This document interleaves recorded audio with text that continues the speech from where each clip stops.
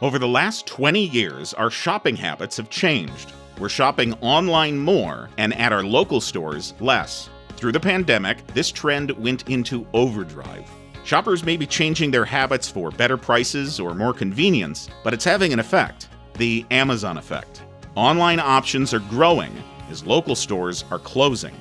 Many local governments rely on the taxes from these businesses and these transactions. Are local budgets safe after our pandemic shopping shift? Retail disruption can affect local tax revenue in two ways: local option sales tax and brick-and-mortar property tax. You might assume that fewer local transactions would lead to less sales taxes collected. Fewer transactions might lead to local stores going out of business. And fewer local stores mean less property tax revenue. Local governments are right to be on alert, but what do the numbers actually say? You might be surprised to learn that in-state taxable retail sales has actually risen over the last 10 years by 32%. You won't be surprised to learn that out-of-state taxable sales, mostly e-commerce, have skyrocketed in the same window. But remember that e-commerce line is taxable sales. Where does that tax revenue go? Well, the U.S. Supreme Court has the answer. In South Dakota versus Wayfair from 2018, the High Court ruled that online retailers should comply with local sales tax laws from where the transaction originates. So far, 43 of the 45 states that have statewide sales taxes have started collecting this online revenue. Minnesota was ready to join in even before the ruling came down. The Minnesota Department of Revenue wrote 3 questions that guided online retailers in determining if and how much sales tax they would collect on a transaction.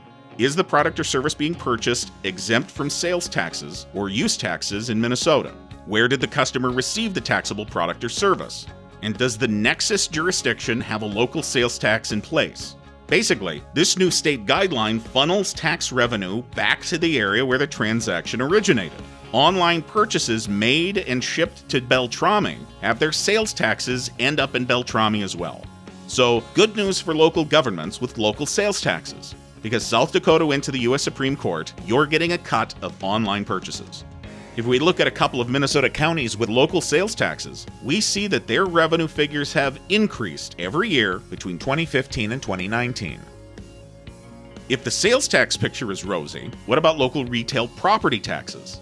Well, there's no doubt that more and more brick-and-mortar businesses are closing their doors. The numbers have been going downhill for years. No part of the state is immune, but rural retail has fallen a little more than urban retail. However, in the same time span, non-retail businesses have increased, but the increases are better in urban areas. Because of this rural-urban split, the total number of businesses in urban areas over 15 years has risen, but the number in rural Minnesota has slipped. Looking at those numbers, you might assume that property tax revenue in rural Minnesota is down. Well, in fact, no. Property tax revenue in rural Minnesota has doubled between 2005 and 2019.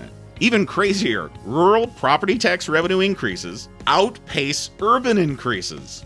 Numbers like these can be really hard to believe. How can this be true? Fewer businesses over 15 years, but tax revenue doubles? What's the explanation? Well, it turns out commercial properties made up a relatively small share of property tax revenue in rural areas. The biggest driver is the significant growth in the value of agricultural and forest land properties, 2 things urban areas don't have a lot of.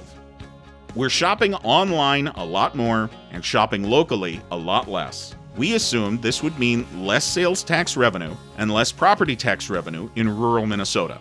We were very wrong. Thanks to a 2018 Supreme Court ruling and the increased value of agricultural land, sales and property taxes are actually up. Who would have thought? But just because these numbers look strong now doesn't mean that local governments can just kick up their heels and watch the revenue roll in.